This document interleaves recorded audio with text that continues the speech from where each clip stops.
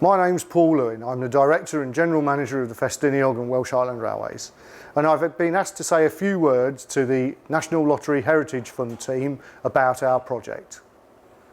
Before I start on the project itself, I need to say a little bit about the background of the slate industry of North Wales, our railway and the local area. If we turn back the clock 100 or 120 years, the scene was very different to what it is today. As well as agriculture and the stunning scenery of North Wales, you would see that industry, and in particular the slate industry, dominated the scene.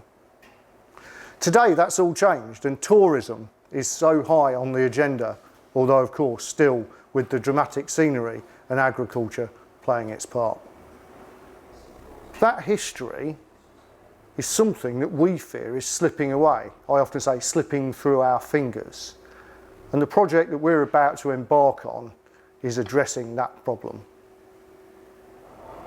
Our NLHF project will allow us to play a full part in the World Heritage Site as one of the key partners.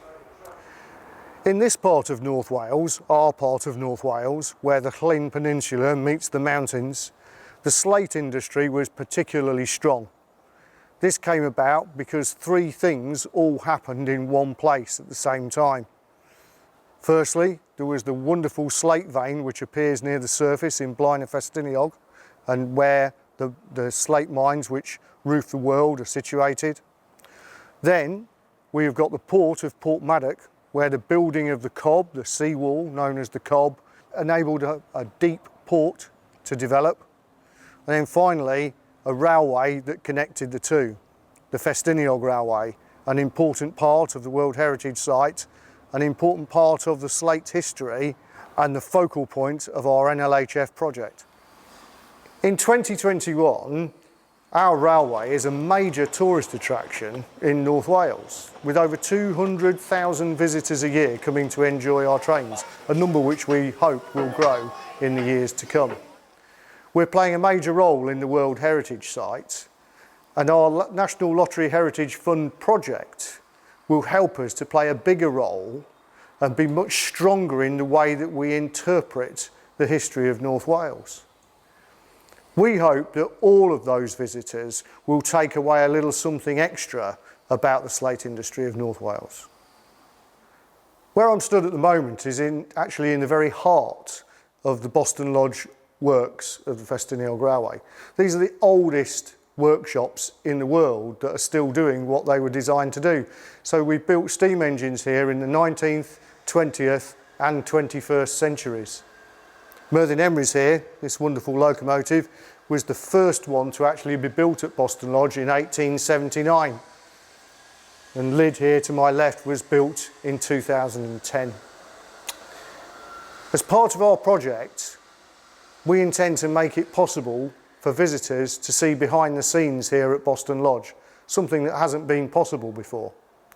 We're not creating a museum though, we're giving access to a working, live workshop, access to real heritage in action.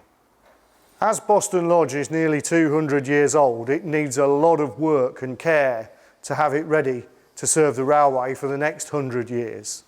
And so our project will see two things in that respect. One is that we're creating new spaces that help us to work effectively, efficiently in the years to come. And at the same time, we're conserving the historic buildings that help tell the tale of our railway and the slate industry. There's an important point in all this though, is that as we go forward, we all want to have our eye on the environment and looking after future generations. And so our project will make the best of new technology and the old. Our project will be creating some really good training opportunities where people can learn some things that, frankly, it's really difficult to learn in the modern world. Things like heritage project management, production control in a workshop like Boston Lodge, and also giving opportunity for a graduate trainee working in heritage interpretation. All things that are really important to us and skills that we find it really difficult to find when we're working on projects. We've already learnt one thing though, and as a result of our work with NLHF, we looked at this. This is our new carriage shed at Boston Lodge, not part of the Heritage Lottery Fund project. It's the stage before. But having built this shed and having worked through the lottery project plans, we realised that by using photovoltaic cells on the roof of this new shed, we can probably create all the electricity that we need to run our workshops on a daily basis. Even better than that, in the summer, when our trains come back into the shed at night and the sun's still shining, we'll be able to use the electricity created to recharge our carriages that have batteries in them that are there to work the lights in the train, but also to run things like the fridges that keep the ice cream cool and the heaters that keep the hot drinks hot. So already we're learning and we're seeing some benefit from the project straight away. This carriage that I'm stood next to is carriage number 15. It was the first bogie carriage built in the UK. It's historically very important, and it was restored back in the 90s to its original condition with help from, yes, you've guessed it, a Heritage Lottery Fund grant. This enables us to give our visitors a first-class experience and a feel for what travel was like back in the 1870s on the Festiniog Railway. Seeing the words first class, it just reminded me that what I wanted to say to the National Lottery Heritage Fund team, and that is it's been a first class experience working with the team to get to this point so far. And we're very grateful for all the effort that the NLHF team has put in. Why do I say that?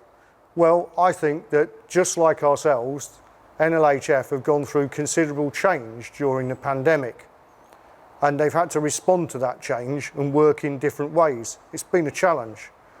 But you know, with our project, we've completed the development phase in just 1 year.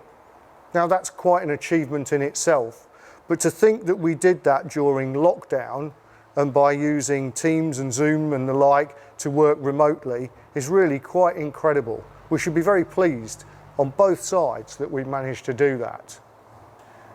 The NLHF team only visited our site once in August of this year, just ahead of the decision. So there was a lot to take in, a lot of information to be transmitted in a short space of time. But we did it by working together.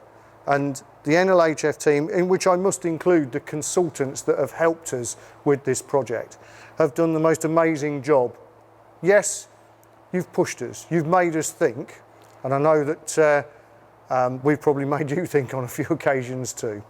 But I just want to say a huge thank you from the bottom of our hearts for all your help. And we look forward to working with you on this amazing adventure, which should see us tell our story to the world and to be able to welcome visitors into Boston Lodge to learn more. Thank you.